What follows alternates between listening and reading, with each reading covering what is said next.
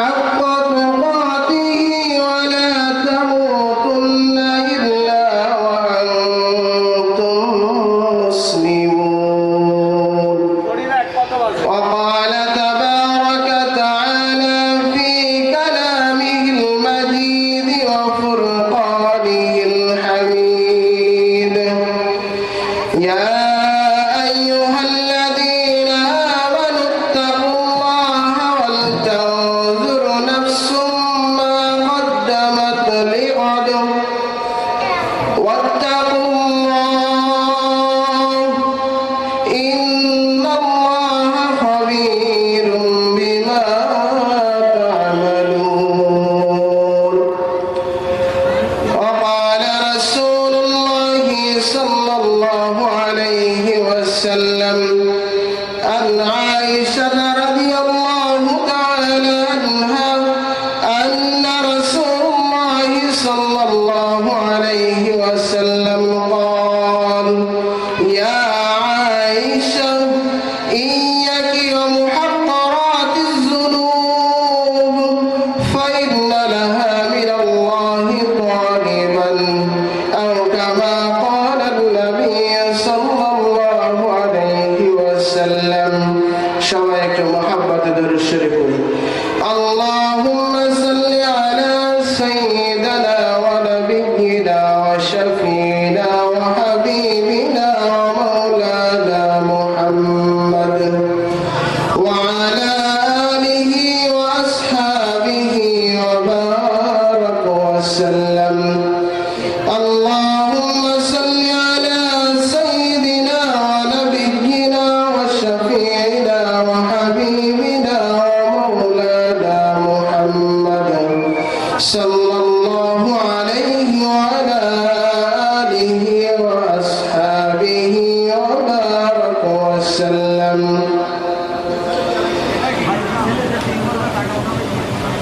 الحمد لله. Chandrapur Shahpur digital জামে মসজিদে উন্নতি কল্পে যুব সমাজ ও এলাকাবাসীর উদ্যোগে বিরাট তাফসীরুল কুরআন মাহফিলের সম্মানিত সভাপতি, সেক্রেটারি ও বিশেষ অতিথি, সামনে উপবিষ্ট মুরব্বী বাবাজিরা, যুবক ভাইরা, পর্দার অবস্থানরত মা ও বোনেরা, সবাইকে আমার পক্ষ থেকে আন্তরিক মোবারকবাদ ও সবাইকে আবার সালাম। আসসালামু আলাইকুম ওয়া রাহমাতুল্লাহি ওয়া বারাকাতুহু।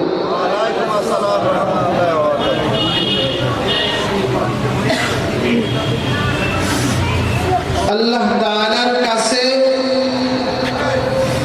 লাখো কোটি শুকর ও সুজুদ যে মহান রব্বুল আলামিন আমাদেরকে দ্বীনি মজলিসে এসে বসার তৌফিক দান করছেন। এই মজলিসে এসে বসতে পেরে আমরা খুশি না বেজার? যদি আমরা খুশি হয়ে থাকি, দিলটা খুলে জবান খুলে আল্লাহ তাআলার দরবারে শুকর আদায় করি। সকলে বলি আলহামদুলিল্লাহ।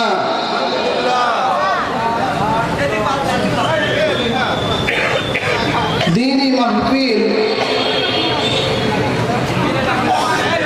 এটা এমন একটা মজলিস, আল্লাহ রাসূল সাল্লাল্লাহু আলাইহি ওয়াসাল্লাম বলেন, দ্বীনি মজলিস যেখানে হয় তার চতুর্পাশ যে ফেরেশতারা, রহমতের ফেরেশতারা বেষ্টন করে রাখে। যতক্ষণ পর্যন্ত এই মজলিস চলতে থাকে, রহমতের ফেরেশতারা এই চতুর্পাশ যে ঘিরে রাখে এবং যে সমস্ত মানুষগুলো এই মজলিসের মধ্যে বসে থাকে তাদের জন্য আল্লাহ তাআলার দরবারে মাগফিরাতের দোয়া করতে থাকে। যেন দ্বীনি মজলিসে, দ্বীনি কাজের মধ্যে বসা, বসতে পারা, এটা একমাত্র আল্লাহ তাআলার তৌফিক, আল্লাহ তাআলার দয়া। কারণ রাসূল আকরাম সাল্লাল্লাহু আলাইহি ওয়াসাল্লাম বলেছেন, মাইয়ুরিদিল্লাহু বিহি খায়রান ইউফাক্কিহু ফিদ্দীন। আল্লাহ যাকে ভালোবাসে তাকে দ্বীনের বুঝ দান করেন, দ্বীনের কাজ করার তৌফিক দান করেন। এজন্য আমরা আবারও দিল থেকে শুকরিয়া আদায় করি। সকলে বলি আলহামদুলিল্লাহ।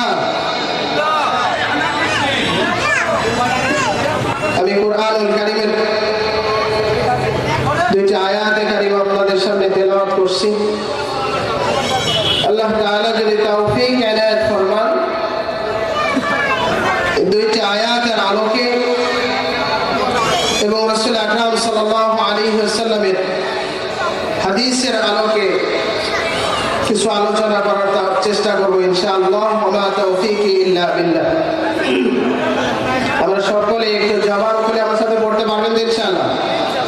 সবাই একটু পড়ে আউযু বিল্লাহি মিনাশ শাইতানির রাজীম। বিসমিল্লাহির রাহমানির রাহিম। ইয়া আইয়ুহাল্লাযীনা আমানুত্তাকুল্লাহা হাক্কা তুকাতিহি ওয়া লা তামুতুন্না ইল্লা ওয়া আনতুম মুসলিমুন। মহান রব্বুল আলামিন কুরআনুল কারীমের মধ্যে ডাক দিয়ে বলেন, ইয়া আইয়ুহাল্লাযীনা আমানুত্তাকুল্লাহ, ইয়া আইয়ুহাল্লাযীনা আমানুত্তাকুল্লাহ, হে ঈমানদারেরা আমি আল্লাহ তাআলাকে ভয় করো। ইত্তাকুল্লাহ, আমি আল্লাহ তাআলাকে ভয় করো। হাক্কা তুকাতি, কেমন ভাবে ভয় করবা জেনে রাখো। আমি আল্লাহকে শুধু সাধারণ দুইটা পাঁচটা মানুষের মতো ভয় করলে হবে না, আমি আল্লাহকে কেমন ভয় করতে হবে।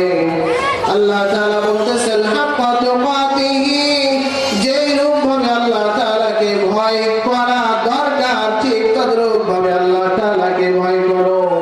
একটা জিনিস চিন্তা করবেন, আমার আপনার এলাকার মধ্যে সমাজ প্রধানরা আছে না নেই? চেয়ারম্যান নম্বর আছে না নেই? এমপি, মন্ত্রী, প্রধানমন্ত্রী, প্রেসিডেন্ট আছে না নেই? এমপি, মন্ত্রী, চেয়ারম্যান, প্রধানমন্ত্রী, সমাজ প্রধানরা যদি আপনার আমার সামনে এসে যায়, সাধারণ মানুষরা ওই সমস্ত মানুষদের সামনে কিরূপভাবে সুন্দরভাবে ভদ্রতার সাথে বসে থাকে। একজন এমপির সামনে সাধারণ একটা মানুষ যেমন ভাবে বেয়াদবি হয়, এমপিও খুশি হয়, এমন কাজ করার চেষ্টা করে, বেয়াদবি হয় এমন কাজ থেকে বেঁচে থাকার চেষ্টা করে। কেন? যদি সে অন্যায় কোনো কাজ করে ফেলে, সঙ্গে সঙ্গে তাকে জেলের বালাখানার মধ্যে ঢুকে দিতে হবে। কথা বলেন ঠিক কিনা? একজন এমপিকে ভয় করে, জেলের ভয় করে, মানুষ যে পরিমাণ ভয় করে চুপ করে নীরবে তার সামনে ভদ্রতা বজায় রেখে বসে থাকে, সাধারণ একজন এমপিকে যদি এই পরিমাণ ভয় করা হয়, সাধারণ একজন মন্ত্রী, প্রেসিডেন্ট, প্রধানমন্ত্রীকে যদি এই পরিমাণ ভয় করা হয়, তাহলে যে মহান আল্লাহ সারা পৃথিবী সারা বিশ্ব সৃষ্টি করেছেন, যে আল্লাহ আপনাকে আমাকে সৃষ্টি করেছেন, আমাদের রিজিক দাতা, অন্নদাতা, ওই আল্লাহ তাআলাকে কি পরিমাণ ভয় করা দরকার। আল্লাহ তাআলা ওই জন্য বলছেন হাক্কা তুকাতি, বান্দা আমি আল্লাহকে কি পরিমাণ ভয় করতে হবে, আমি আল্লাহকে যেই পরিমাণ ভয় করা দরকার ঠিক তদ্রূপ ভাবে ভয় করো। কেননা তোমার সামনে প্রধানমন্ত্রী বসে আছে, তুমি ভয় করতেছো, তোমার সামনে এমপি সাহেব বসে আছে, ভয় করতেছো। বান্দা আমি কেমন মালিক জানো নি? আমি আল্লাহ। তুমি যদি মসজিদের মধ্যে যাও, সেখানেও আমি আল্লাহ তোমার সামনে উপস্থিত। তুমি যদি বাজারের মধ্যে যাও, সেখানেও আমি আল্লাহ তোমার সামনে উপস্থিত। তুমি যদি মাঠে ঘাটে হাটে বাজারে যেখানে যাও, সেখানে তোমার সামনে আমি আল্লাহ উপস্থিত।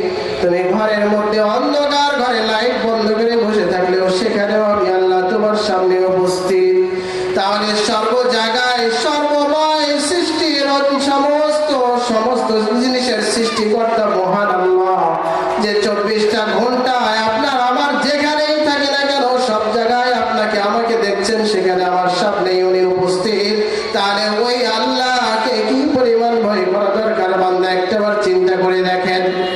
কিন্তু আমরা আল্লাহ তাআলাকে কি পরিমাণ ভয় করছি। 5 ওয়াক্ত নামাজের যখন মুয়াজ্জিন আযান দিতেছেন, হাইয়া আলাস সালাহ, হাইয়া আলাস সালাহ বলে মুয়াজ্জিন যখন ডাক দেয়, বান্দা ঘুমের মধ্যে সুন্দরভাবে বালিশটাকে আরো কানের উপর চাপিয়ে ধরে যাতে আওয়াজ কানে না আসে।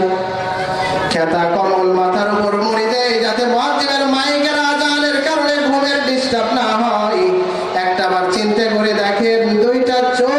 বন্ধ হয়ে যাবে, তখন কিন্তু আপনার এই খাতা কম্বল আর বালিশ কিছুই থাকবে না। কথা বলেন ঠিক কিনা? শূন্য মাটির ঘরে 3.5 হাত জায়গার মধ্যে আপনাকে আমাকে রেখে আসা হবে। সেখানে কোনো বিছানা থাকবে না, কোনো বালিশ কম্বল থাকবে না, সেখানে যাওয়া ছাড়া কারো কোনো উপায় থাকবে না। আল্লাহ তাআলা এই জন্য বলছেন, বান্দা দুনিয়ার জীবনে যতদিন আছো হয়তো তুমি ক্ষমতার বাহাদুরি, তোমার টাকা আছে, তুমি ক্ষমতা আছে, প্রভাবশালী মানুষ, সমাজ প্রধান যেই কারণে হও না কেন, তোমার এই ক্ষমতার ডাবরে শক্তির সাহসে তোমার দুনিয়ার মধ্যে আমি আল্লাহকে অপেক্ষা করে চলতেছো, আমি আল্লাহকে ডাক দিতেছো না, আমি আল্লাহর হুকুম মানতেছো না বান্দা। কিন্তু জেনে রাখো, মৃত্যুর হাত থেকে তুমি রেহাই পাবে না। মৃত্যু যেখানেই থাকো না কেন সেখানে তোমাকে গ্রাস করে ফেলবে। সুতরাং মৃত্যু যখন বরণ করতেই হবে, আল্লাহ বলেন, ওয়ালা তামুতুন্না ইল্লা ওয়া আনতুম মুসলিমুন। মৃত্যু যখন বরণ করতেই হবে, সুতরাং মুসলমান না হয়ে মৃত্যুবরণ করুন। ওয়ালা তামুতুন্না ইল্লা ওয়া আনতুম মুসলিমুন। আল্লাহ বলছেন, খবরদার মৃত্যুবরণ করো না, ওয়ালা তামুতুন্না, মরো না। কিন্তু যেহেতু মৃত্যু অনিবার্য, ইল্লা ওয়া আনতুম মুসলিমুন, মুসলমান হয়ে তারপরে কবর। কতটুকু মুসলিম, কি পরিমাণ মুসলমান হতে হবে? আমার বাবা মুসলিম, আমি মুসলমান, আমার দাদা মুসলিম, বংশ পরম্পরায় মুসলমান, এই মুসলিমের পরিচয় নিয়ে কবরে গেলে চলবে না। আল্লাহ তাআলা বলছেন, উদখুলু ফিস-সিলমি কাফা। ও ঈমানদার, পরিপূর্ণরূপে ঈমানের মধ্যে আসো, ইসলামের মধ্যে পরিপূর্ণরূপে দাখিল হয়ে যাও। 5 ওয়াক্ত নামাজ আদায় করলাম, হজ করলাম না, হজ করলাম, যাকাত দিলাম না, যাকাত দিলাম, স্ত্রী সন্তানদের পর্দার মধ্যে রাখলাম না, একটা মানলাম আর একটা ছেড়ে দিলাম, এটার নাম উদখুলু ফিস-সিলমি কাফা নয়। এই জন্য আল্লাহ তাআলা বলছেন, উদখুলু ফিস-সিলমি কাফা। ঈমানদার হও, কতটুকু হবা? পরিপূর্ণরূপে ইসলামের মধ্যে আসো। 5 ওয়াক্ত নামাজও যেমন ফরজ, রোজাও তেমন ফরজ, হজও তেমনই ফরজ, যাকাত দেওয়াও তেমনই ফরজ, পর্দা করাও তেমনই ফরজ। না কম আছে? পর্দা করা ফরজ তো? তাহলে 5 ওয়াক্ত নামাজ আদায় করলাম, হজ করলাম, যাকাত দিলাম, কিন্তু পর্দার বিধান মানলাম না, ইসলামের মধ্যে পরিপূর্ণ প্রবেশ করা যাবে?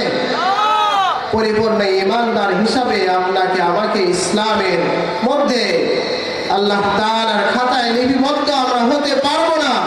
অতএব পরিপূর্ণ ঈমানদার যদি হতে চাই, উদখুলু ফিস-সিলমি কাফা, পরিপূর্ণরূপে ঈমানদার হয়ে দুনিয়া থেকে যেতে হবে।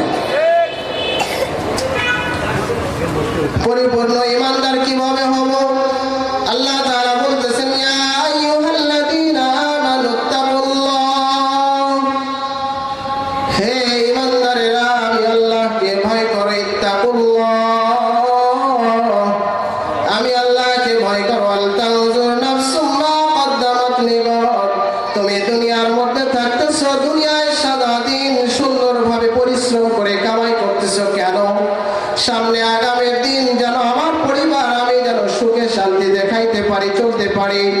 সুন্দর দুনিয়ায় জীবন যাপন করার জন্য যেরূপ ভাবে তুমি দুনিয়া উপার্জন করছো, আখিরাতের একটা জীবন আছে, যেই জীবনের শুরু আছে কিন্তু কোনো শেষ নাই। ওই জীবনের জন্য তোমার কি পরিমাণ উপার্জন করা দরকার, সেই চিন্তা করে ওই আখিরাতের জীবনকে সাজানোর চেষ্টা করো। আল্লাহ তাআলা এই জন্য বলছেন, ওয়াল তানজুর নাফসুম মা কদ্দামাত লিগাদ। বান্দা, তোমার ভবিষ্যৎ যেই জীবন, দুনিয়ার জীবন শেষ হওয়ার পরে ভবিষ্যৎ যেই জীবন আছে, এই ভবিষ্যৎ জীবনটাকে সাজানোর জন্য কি প্রস্তুতি নিছো, এইটা একটু চিন্তা করে দেখো। দুনিয়ার জীবনকে সাজানোর জন্য কত পরিশ্রম করছি, কত কিছু করতেছি, কিন্তু আখিরাতের জীবনটাকে কেমন করে সাজাবো সাজাইলাম। আল্লাহ তাআলা বলতেছেন, বান্দা আখিরাতের জীবনকে সাজানোর জন্য কি প্রস্তুতি নিছো, কতটুকু কাজ করলা, আখিরাতের জন্য কি কামাই রোজগার করছো, কতটুকু নামাজ পড়লা, কতটুকু হজ করলা, কতটুকু দান সদকা করলা, আখিরাতের জীবন আখিরাতের ব্যাংকের মধ্যে কতটুকু জমা করে ফেলছো, একটু চিন্তা করে দেখো। এটাও যদি তুমি দুনিয়ার মোহে পড়ে চিন্তা না করো, আত্তাকুল্লাহ, আল্লাহ এরপরে আবার হুঁশিয়ারি শব্দ ব্যবহার করে বলতেছেন, আত্তাকুল্লাহ, আমি আল্লাহকে ভয় করো, ইন্নাল্লাহা খাবীরুম বিমা তা'মালুন। বান্দা জেনে রাখো, দুনিয়ার এই ক্ষমতা, দুনিয়ার বাহাদুরি, দুনিয়ার টাকা পয়সার অহংকারে যদি আমি আল্লাহকে ভুলে যাও, আখিরাতকে যদি ভুলে যাও, আত্তাকুল্লাহ, আমি আল্লাহকে ভয় করো, কেননা ইন্নাল্লাহা খাবীরুম বিমা তা'মালুন।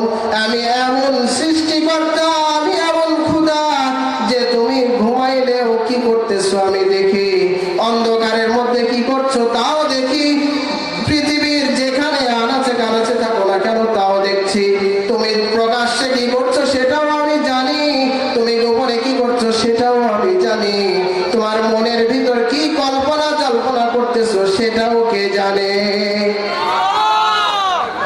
এই জন্য আল্লাহ তাআলা বলতেছেন, ইন্নাল্লাহা খাবীরুম, আমি এমন আল্লাহ যিনি সবকিছু জানি, বিমা তা'মালুন, তোমরা যা কিছু আমল করতেছো তোমাদের আমল সম্বন্ধে আমি আল্লাহ সবকিছু জানি।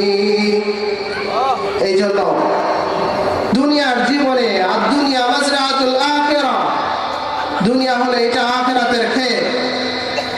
এই যে মনে করেন আপনাদের এখন লিচুর সিজন না, যদি কোনো কৃষক, কোনো জমিওয়ালা, বাগানওয়ালা যদি চিন্তা করে লিচুর গাছ লাগায় রাখছি, কোনো যত্ন করবো না, সার দিব না, কোনো কিছুই করবো না, আমার লিচু ভরপুর আমার কাছে আসবে, বলেন সে বুদ্ধিমান না বোকা? বুদ্ধিমান তো সে যে গাছের যত্ন করবে এবং আশা করবে আল্লাহর কাছে যে আল্লাহ আমাকে দিবে, কারণ দেওয়ার মালিক আল্লাহ, কিন্তু নিজের চেষ্টা করার কথা নবীজি বলে গেছেন, চেষ্টা করতে হবে। ঠিক তদ্রূপ দুনিয়া মাজরাতুল আখিরাহ, দুনিয়া হলো এটা আখিরাতের ক্ষেত। আখিরাতের জীবনে যদি সুখে থাকতে চাই, তাহলে এই দুনিয়ার ক্ষেত যেটা, এখানে আমলের ইবাদতের মাধ্যমে আখিরাতের ক্ষেতের আবাদ করে যেতে হবে। দুনিয়ার জীবনে যদি আমল করতে পারি, আখিরাতের জীবন আপনার আবার সুন্দর হয়ে যাবে। আর যদি দুনিয়ার এই জীবনে যদি আমল না করতে পারি, কিন্তু চিন্তা করলাম আখিরাতের জীবন আমার সুন্দর হবে, ওই লিচুওয়ালা যেমন যত্ন করা ছাড়া আশা করা বোকামি, আপনার আমার দুনিয়ায় আমল না করে আখিরাতের জীবন সুন্দর হবে এটা আশা করাও বোকামি। এই জন্য আখিরাতের জীবন সুন্দর সুখময় করতে হলে আল্লাহ তাআলার ইবাদত বন্দেগীর মাধ্যমে আখিরাতটাকে সুন্দর করতে হবে। এই জন্য আল্লাহ তাআলা কোরআনের অনেক আয়াতের মধ্যে বলছেন, ইন্নাল্লাহা মা'আল্লাযীনা ইত্তাকাউ ওয়াল্লাযীনা হুম মুহসিনুন।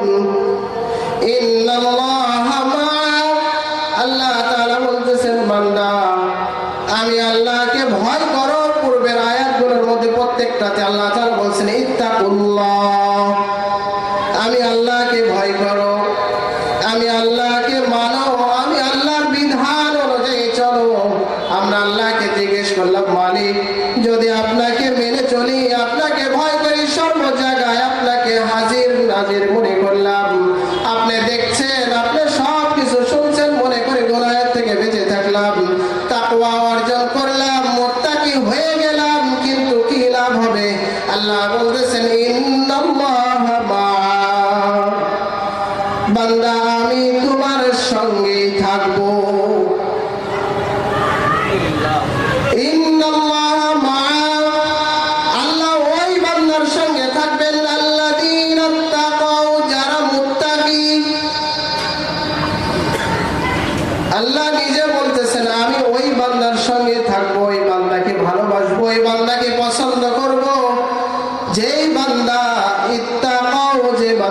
মুত্তাকি হবে।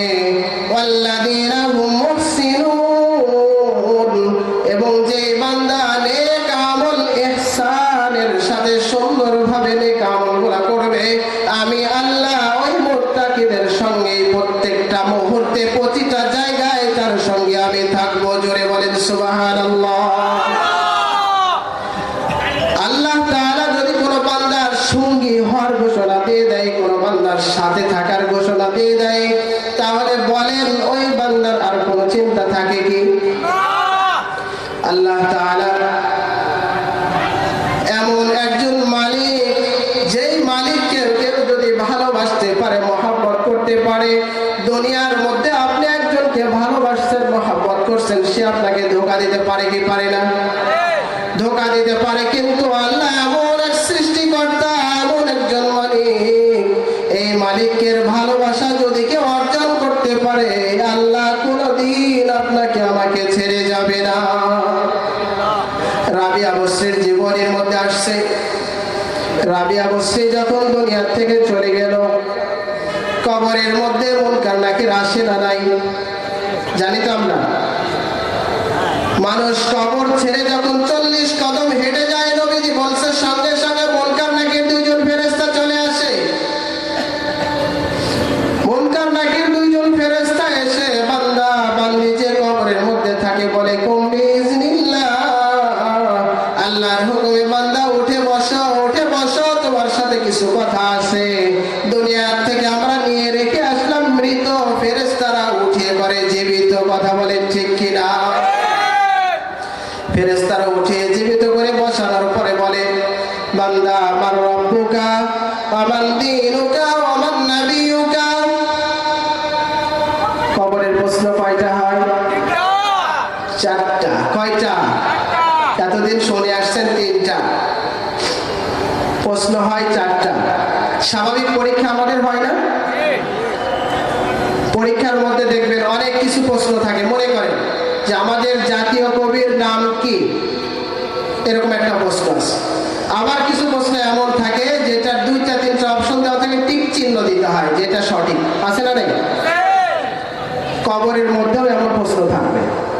3টা প্রশ্ন থাকবে, মান রব্বুকা মান দীনুকা মান নবিয়ুকা। তোমার রব কে? আমাদের রব কে বলেন?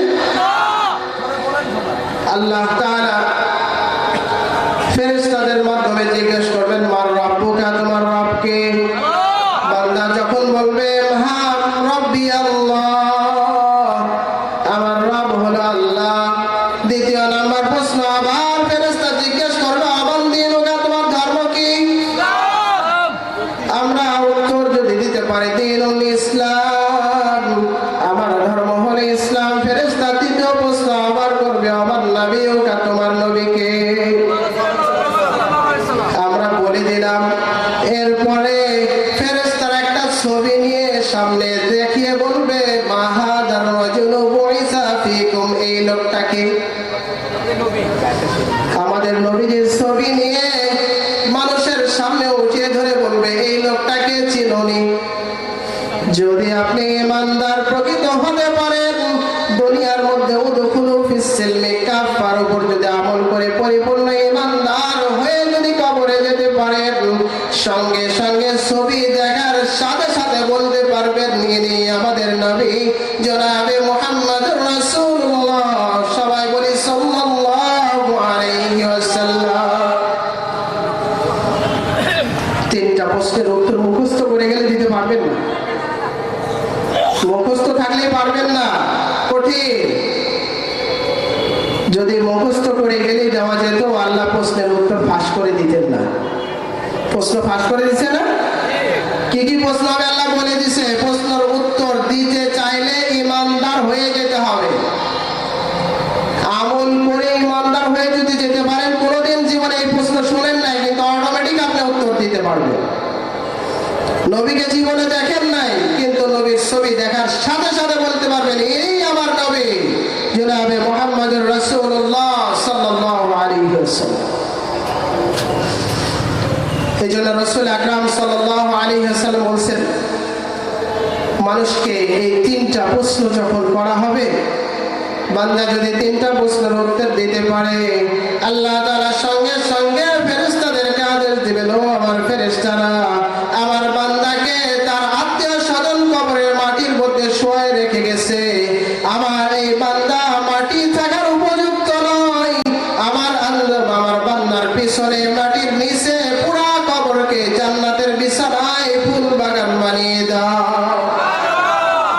আর যদি তিনটা প্রশ্নের উত্তর দিতে না পারেন, নবীজি বলেন সঙ্গে সঙ্গে তোমার কবরকে জাহান্নামের আগুন দিয়ে ভরে দেওয়া হবে, সাপ বিচ্ছু দিয়ে ভরে দেওয়া হবে, আযাবের ফেরেশতা প্রেরণ করা হবে, প্রতিটা মুহূর্তে কবরের মধ্যে আযাব চলতে থাকবে। তো বলছিলাম রাবিয়া বস্তির কথা। রাবিয়া বস্তির কবরের মধ্যেও ফেরেশতা মুনকার নাকির যখন চলে আসছে, এসে উঠাইছে, উঠায় বলতেছেন মার রব্বুকা, তোমার রব কে? বলেন রাবিয়ার রব কে? রাবিয়া বস্তি ফেরেশতাদের পাল্টা প্রশ্ন করছে, বললো যে আচ্ছা বলেন, আমি যদি বলি আমার রব আল্লাহ, আর আমার আল্লাহ যদি বলে আমি রাবিয়াকে চিনি না, কোনো লাভ আছে? আমার কথার কোনো দাম থাকবে? ফেরেশতারা তো চুপ, কি উত্তর দেবে? কিতাবের মধ্যে আসছে রাবিয়া যখন এই কথাগুলো ফেরেশতাদের বলছে, ও আল্লাহর ফেরেশতারা, আমি বললাম আমার রব আল্লাহ, কিন্তু আমার আল্লাহ আসমান থেকে বললো আমি রাবিয়াকে চিনি না, তাহলে তো আমার প্রশ্নের উত্তর দিয়ে কোনো লাভ হবে না। আমি বললাম আমার দ্বীন ইসলাম, আমার আল্লাহ মানলো না। আমি বললাম আমার নবী মুহাম্মদুর রাসূলুল্লাহ সাল্লাল্লাহু আলাইহি ওয়াসাল্লাম, কিন্তু আমার আল্লাহ মানলো না, তাহলে তো উত্তর দিয়ে লাভ নেই। আমার আল্লাহকে গিয়ে জিজ্ঞেস করো আমি রাবিয়া তার বান্দি কিনা। ফেরেশতারা তো অবাক, আল্লাহ তাআলা সঙ্গে সঙ্গে গায়েতে আওয়াজ দিয়ে বলে, ও আমার ফেরেশতারা, ও আমার ফেরেশতারা, সরে আসো, সরে আসো, সরে আসো, আমার এই বান্দিকে প্রশ্ন করার আর কোনো দরকার নাই। সারা জীবন দুনিয়াতে কষ্ট করে রাত দিন আমি আল্লাহর ইবাদত বন্দেগী করে আমি আল্লাহর পাগল হয়ে দুনিয়া থেকে আসছে, তার জন্য জান্নাতের বিছানা বিছিয়ে দাও। আপনি আমিও যদি আল্লাহকে ভালোবাসে ভাসতে পারি, যদি তাকওয়া অর্জন করতে পারি, মুত্তাকি হইতে পারি, তাহলে আল্লাহ তাআলা ওই কথা বলছেন ইন্নাল্লাহা মা'আল্লাযীনা তাকাও, আমি আল্লাহ ঘোষণা দিতেছি যারা তাকওয়া অর্জন করবে, পরহেজগার হবে, আমি আল্লাহ তাআলা তাদের সঙ্গেই থাকবো।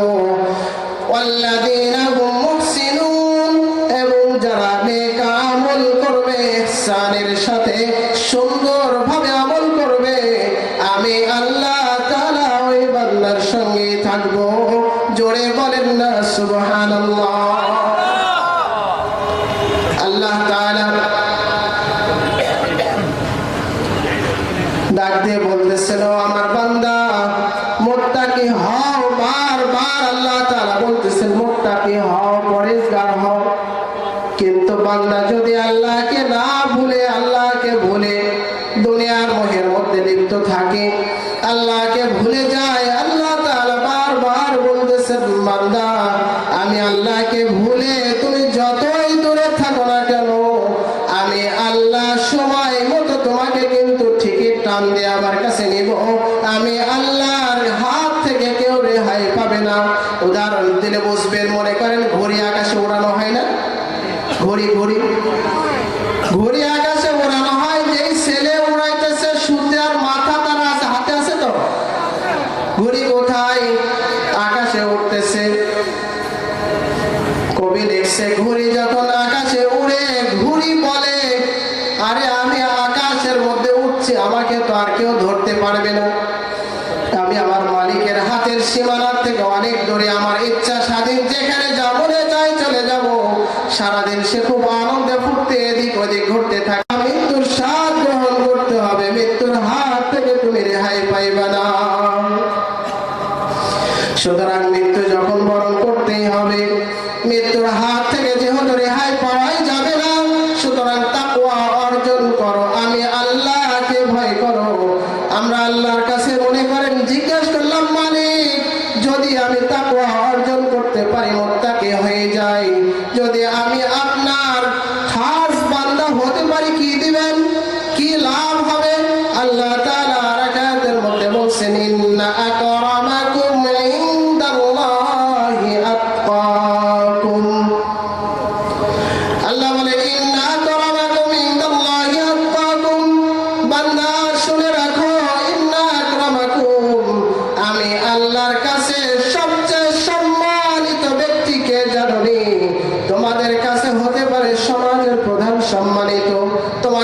হতে পারে এমপি মন্ত্রী সম্মানিত, তোমাদের কাছে হতে পারে টাকাওয়ালা ব্যক্তি সম্মানিত, কিন্তু আমি আল্লাহ টাকা দেখি না। ইন্নাল্লাহা লা ইয়ানজুরু ইলা সুওয়ারিকুম ওয়া আমওয়ালিকুম ওয়ালাকিন ইয়ানজুরু ইলা কুলুবিকুম ওয়া আমালিকুম।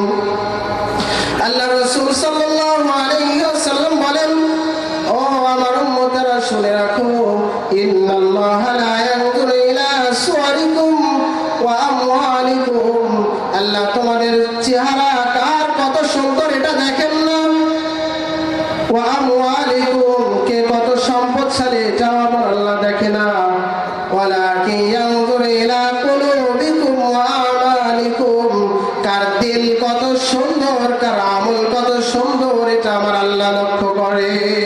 কথা বলেন ঠিক কিনা? আল্লাহ তাআলা আপনার আমার দিল কত সুন্দর, আপনার আমার আমল কত সুন্দর এটা দেখেন। এইজন্য আল্লাহ তাআলা বলতেছেন, বান্দা তোমার কাছে হতে পারে তোমার এলাকার সম্মানিত ব্যক্তি, সে তোমার কাছে অনেক প্রিয়, তোমার কাছে সম্মানিত, তোমাদের কাছে হতে পারে টাকাওয়ালা সম্মানিত, সমাজ প্রধান, এমপি মন্ত্রী, প্রধানমন্ত্রী, প্রেসিডেন্ট সম্মানিত হতে পারে, কিন্তু আমি আল্লাহর কাছে সবচেয়ে বেশি সম্মানিত হলো ইন্না আকরামাকুম ইনদাল্লাহ। আল্লাহ বলে, বান্দা ইন্না আকরামাকুম ইনদাল্লাহি, আমি আল্লাহর কাছে সবচাইতে সম্মানিত শ্রেষ্ঠ মানুষ হলো আত্তাকুম, তোমাদের মধ্যে যে বেশি সবচেয়ে মুত্তাকি পরহেজগার। আল্লাহ তাআলার কাছে সবচেয়ে বেশি সম্মানিত হলো মুত্তাকি পরহেজগার। আল্লাহ বলছেন, তোমার কাছে টাকা আছে না নাই আমি দেখব না, যার প্রমাণ হযরতে বেলাল হাফসি রাদিয়াল্লাহু তাআলা আনহু। হাদিসের মধ্যে আসছে, রাসূল আকরাম সাল্লাল্লাহু আলাইহি ওয়াসাল্লাম যখন মেরাজের রাত্রিতে যখন আল্লাহর জান্নাত জাহান্নাম সায়ের করছিলেন, আল্লাহ রাসূল সাল্লাল্লাহু আলাইহি ওয়াসাল্লাম এসে বললেন, বেলাল কি এমন আমল করো তোমার জুতার খরমের আওয়াজ আমি আল্লাহর জান্নাতের মধ্যে পাইছি। ঘড়ির টাইম দেখে নামাজ শুরু করে দিতাম, তাই কিনা? ওই সময় কি ঘড়ি ছিল? ওই সময় সূর্য চন্দ্র দেখে সাহাবায়ে কেরাম নামাজ আদায় করছে, তারা দেখে, চাঁদ দেখে, সূর্য দেখে নামাজ আদায় করছে। আল্লাহ রাসূলের সাহাবীরা সবাই বসে আছে মসজিদে নববীর মধ্যে, আজান হয়েছে কিন্তু সূরা সাদিক হয় না। হযরতে জিবরিল আমিন চলে আসলেন, বললেন, ইয়া রাসূলুল্লাহ, ইয়া হাবিবাল্লাহ, আজকে ফজরের আজান কি হয় নাই? আল্লাহ রাসূল বললেন, ফজরের আজান তো হয়ে গেছে। হযরতে জিবরিল বললেন, ইয়া রাসূলুল্লাহ, ফজরের আজান তো আল্লাহর আসমান পর্যন্ত পৌঁছে নাই। জোরে বলেন সুবহানাল্লাহ। আল্লাহর আসমানে তো ফজরের আজান পৌঁছে নাই, আপনার বেলাল কই? তাড়াতাড়ি বলেন বেলালকে আজান দিতে। বেলালের আজান ছাড়া আল্লাহর আরশে আজান পৌঁছবে না, যতক্ষণ বেলাল আজান না দিবে ফজর হবে না, জামাত পড়া হবে না। এই জন্য যেটা বোঝাইতে চাইছিলাম, তাকওয়া এমন একটা জিনিস, তাকওয়া যদি অর্জন করতে পারেন, যদি মুত্তাকি হতে পারেন, তাকওয়া অর্জন করতে পারলে আল্লাহ তাআলার এত নৈকট্য অর্জন করা যায় যে আল্লাহ তাআলা ওই বান্দাকে নিজের বন্ধু বানিয়ে নেয়। আল্লাহ তাআলা এক আয়াতের মধ্যে বলছেন, আলা ইন্না আউলিয়া আল্লাহ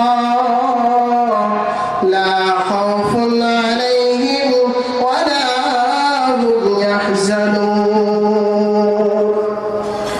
আলা ইন্না আউলিয়া আল্লাহ, আল্লাহ বলেন, ও মানুষেরা শুনে রাখো, আলা ইন্না আউলিয়া আল্লাহ, নিশ্চয় যারা আমি আল্লাহর বন্ধু হয়ে যায়, যারা আমি আল্লাহর ওলি হয়ে যায়, তাকওয়া অর্জন করে মুত্তাকি হয়ে যায়, লা খাউফুন আলাইহিম ওয়া লা হুম ইয়াহজানুন, তার কোনো ভয়ও থাকে না, পেরেশানিও থাকে না।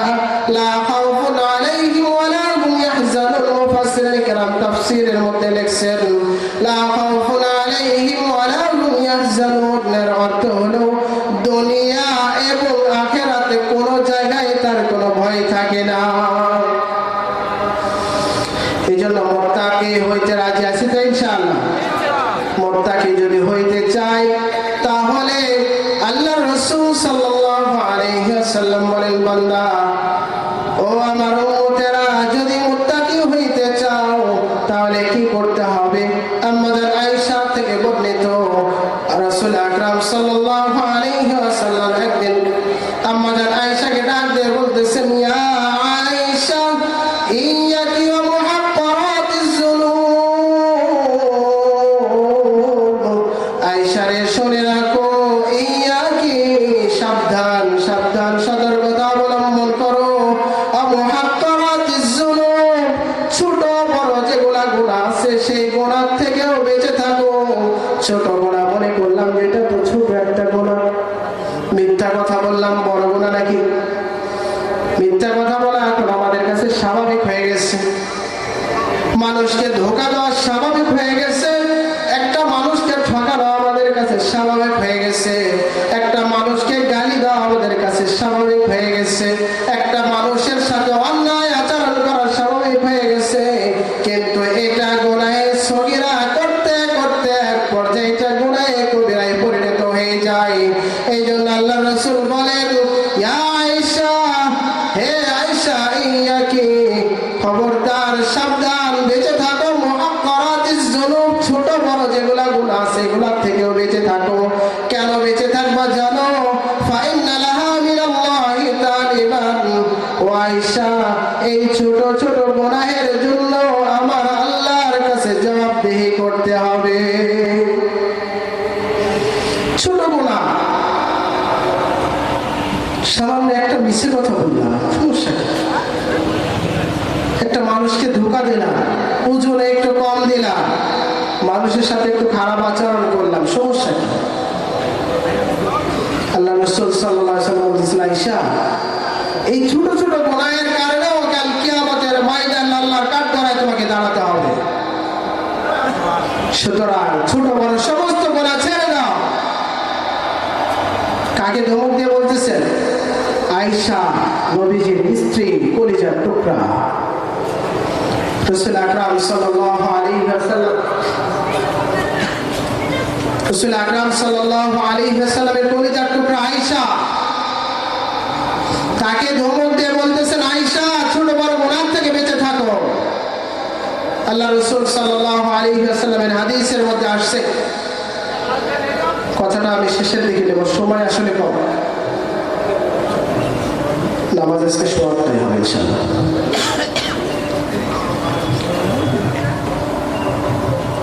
হাদিসের মধ্যে আসছে, হযরত ফাতেমা রাদিয়াল্লাহু তাআলা আনহা, নবীজির কলিজার টুকরা হযরত ফাতেমার যখন ইন্তেকালের সময় ঘনিয়ে আসছে, ইন্তেকালের সময় যখন ঘনিয়ে আসছে, ফাতেমা আলী রাদিয়াল্লাহু তাআলাকে ডাক দিয়ে বলতেছেন, কলিজার টুকরার স্বামী আমার, হয়তোবা আজকের এই রাত্রি আমার জীবনের হতে পারে শেষ রাত। যদি কোনো অন্যায় অপরাধ করে থাকি আপনার দুইটা কদম ধরে মাফ চাই, আল্লাহর হস্তে আমার জীবনের সমস্ত গুনাহ খাতাগুলোকে মাফ করে দিবেন। কারণ নবীজি বলছেন, কোন স্ত্রী যদি মারা যায় আর স্বামী যদি বলে আমি তার উপর সন্তুষ্ট, আল্লাহর নবী বলেন ওই ব্যক্তি, ওই নারী যদি নামাজ রোজাগুলো করে যেতে পারে, স্বামী সন্তুষ্ট ঘোষণা দেওয়ার সাথে সাথে আল্লাহ তাআলা ওই নারীকে তার জান্নাতে প্রবেশ করিয়ে দিবেন। আর যদি কোনো স্ত্রী দুনিয়ার থেকে মারা যায় আর স্বামী যদি বলে আমি তার উপর অসন্তুষ্ট, যত নামাজ রোজা হজ যাই করুক না কেন, আল্লাহর নবী বলেন ওই স্ত্রী আল্লাহর জাহান্নামের মধ্যে চলে যাবে। বলেন নাউজুবিল্লাহ।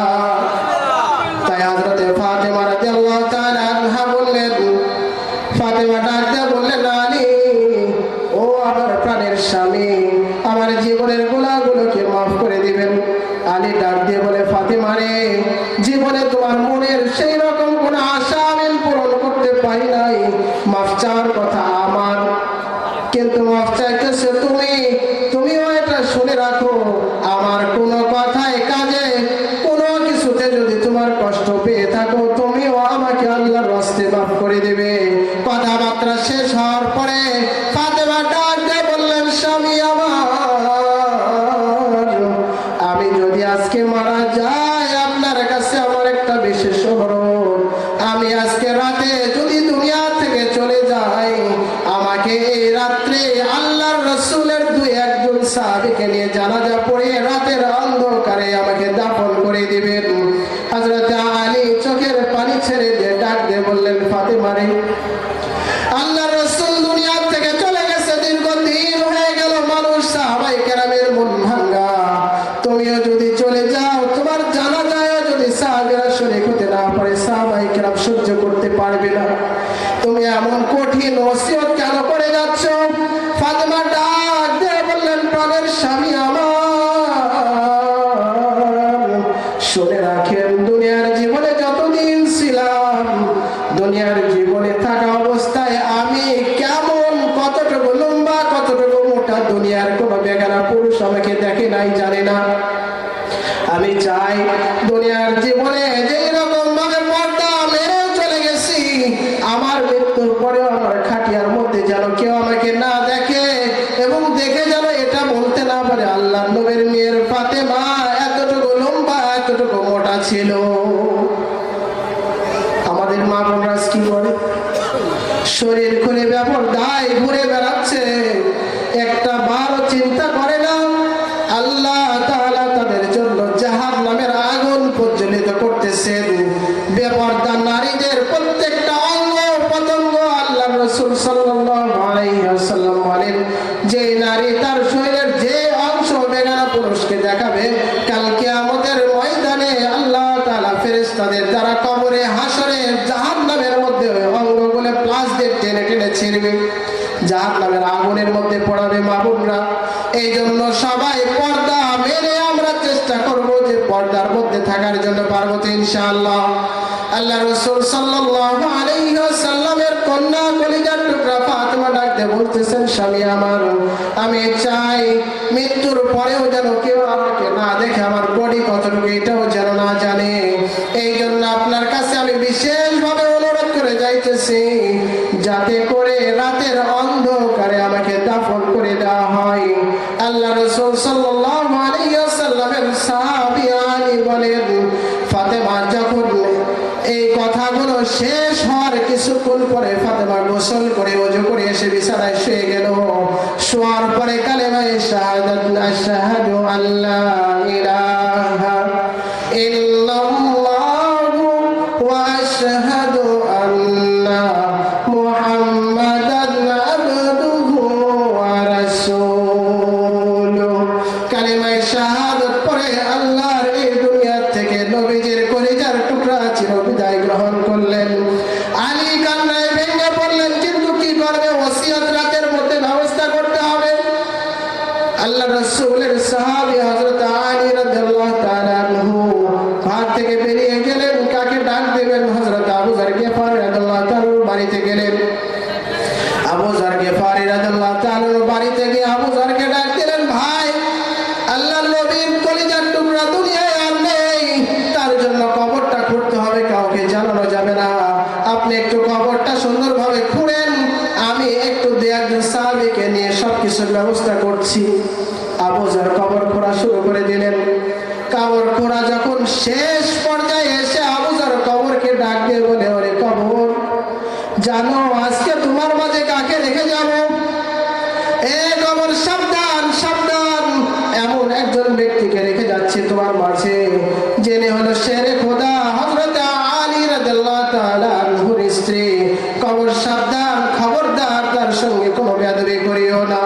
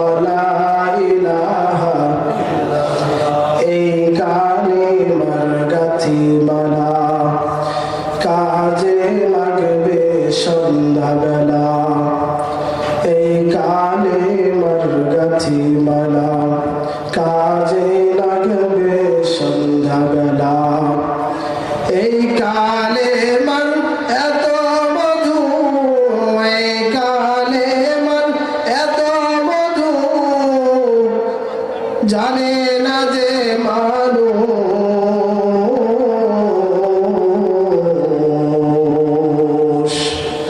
বুঝিবে রে আদম সন্তান, যাইবে যখন হুশ। লা ইলাহা,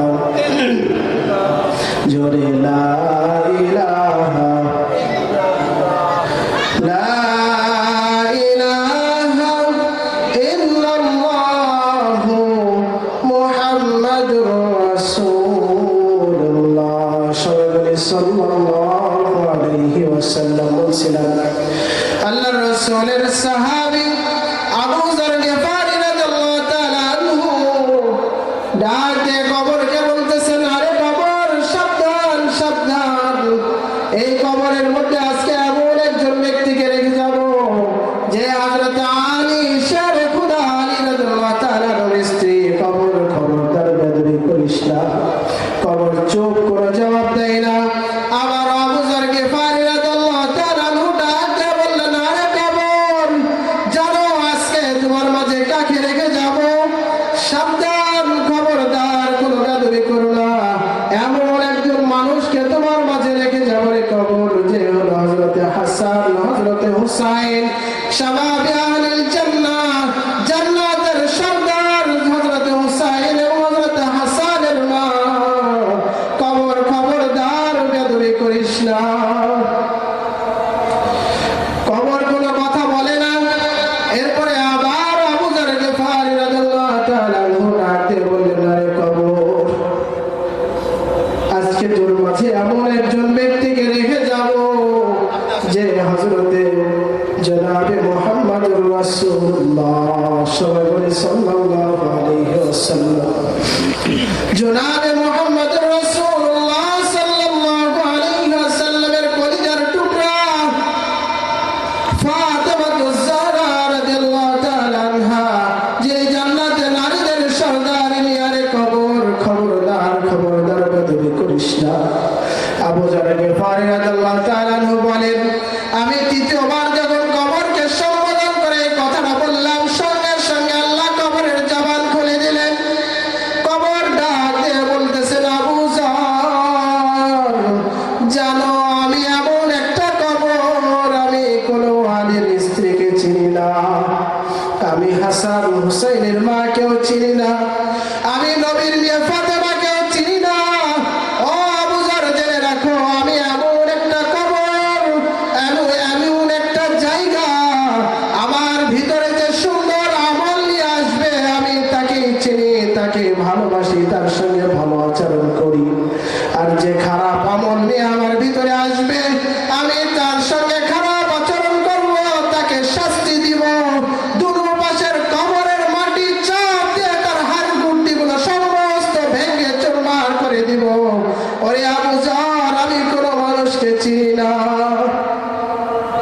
একটাবার চিন্তা করেন আল্লাহর বান্দারা, যদি আবু যরের কাছে কবর যদি এই কথা বলে নবীর মেয়ে ফাতেমার ক্ষেত্রে, যার যিনি হলেন সাইয়্যিদুল মুরসালিন, নবীর কন্যা, যিনি হাসান হুসাইনের মা, যিনি শের খুদা আলীর স্ত্রী, এবং স্বয়ং যিনি নিজে জান্নাতের নারীদের সরদারিনী হবেন, তার ক্ষেত্রে যদি কবর এই কথা বলে, আপনার আমার কি পরিমাণ কবরের প্রস্তুতি নিয়ে যাওয়া দরকার। এই জন্য আল্লাহ তাআলার কাছে আমরা নিজেদের জীবনের সমস্ত গুনাহের থেকে আজকে মাহফিল শেষে আল্লাহর কাছে আমরা ক্ষমা চেয়ে যাব, মাফ চেয়ে যাব। নিজেদের জীবনকে সুন্দর করে মুত্তাকি হওয়ার জন্য চেষ্টা করব, পারবো তো ইনশাআল্লাহ। এই জন্য আল্লাহ তাআলা বলছেন, ইয়া আইয়ুহাল্লাযীনা আমানুত্তাকুল্লাহ ওয়া কুনু মা'আস সাদিকিন। ও ঈমানদাররা, যদি আমি আল্লাহকে ভয় করো, আমি আল্লাহকে ভয় করে যদি মুত্তাকি হইতে চাও, ওয়া কুনু মা'আস সাদিকিন, তাহলে আল্লাহ ওয়ালাদের সহবতে যাও। সহবতে সালেহ তোরা সালেহ কোনাদ, সহবতে সালেহ তোরা সালেহ কোনাদ, সহবতে তালেহ তোরা তালেহ কোনাদ। এক জামানা সহবতে বাউলি जमाना सामते बाउलिया बेहतर सनत बेरिया। नेककारদের সাথে থাকলে নেককার হওয়া যায়, বদকারদের সাথে থাকলে বদকার হওয়া যায়। সৎসঙ্গে স্বর্গবাস, অসৎসঙ্গে সর্বনাশ। এই জন্য নেককারদের সঙ্গে যদি ওঠা বসা করা যায়, ওলামায়ে কেরাম আলেম ওলামা নেককার মানুষ যারা আছে তাদের সঙ্গে যদি কোনো মানুষ বসা বসা করে, তাহলে ওই মানুষ নেককার হয়ে যায়। আর যদি কোনো মানুষ চোরের সঙ্গে চলাফেরা করে, সে চোর হবে। যদি কোনো মানুষ ডাকাতের সঙ্গে চলাফেরা করে, সে ডাকাত হবে। মদখোর জেনাখোরের সঙ্গে যে চলাফেরা করবে, সে জেনাখোর মদখোর হবে। কথা বলেন ঠিক কিনা? যে যার সঙ্গে চলবে, লোকটা যেমন হবে, ওই ব্যক্তিটাও তেমনই হয়ে যাবে।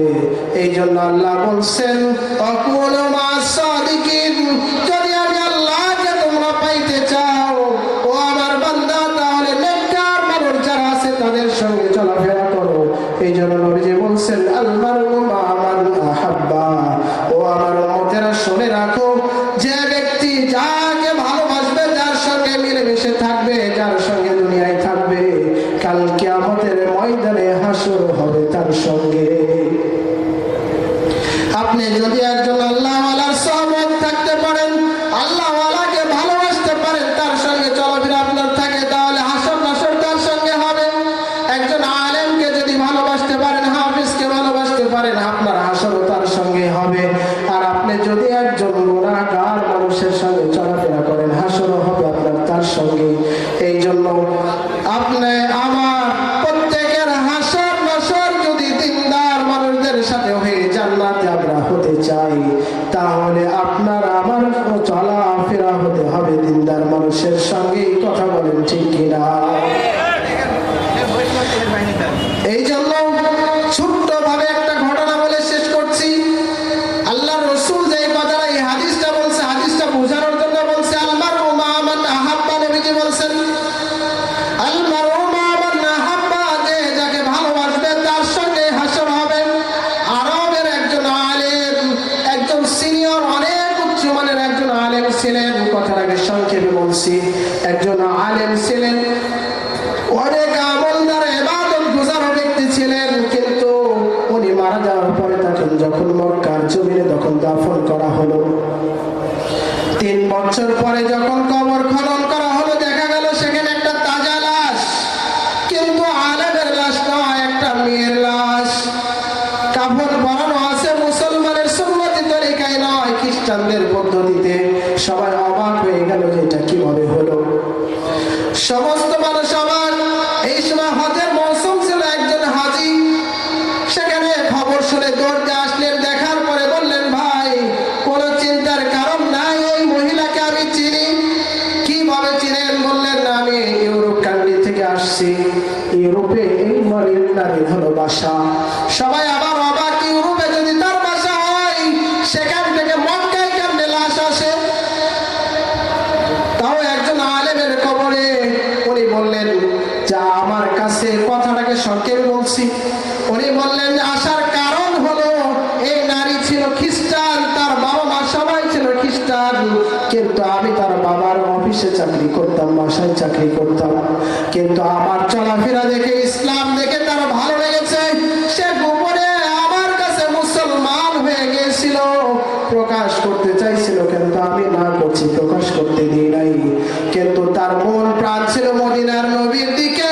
এই মদিনায় আসার জন্য তার মন ছটফট করত, মুসলমানদেরকে ভালোবাসতো, আলেমদেরকে ভালোবাসতো।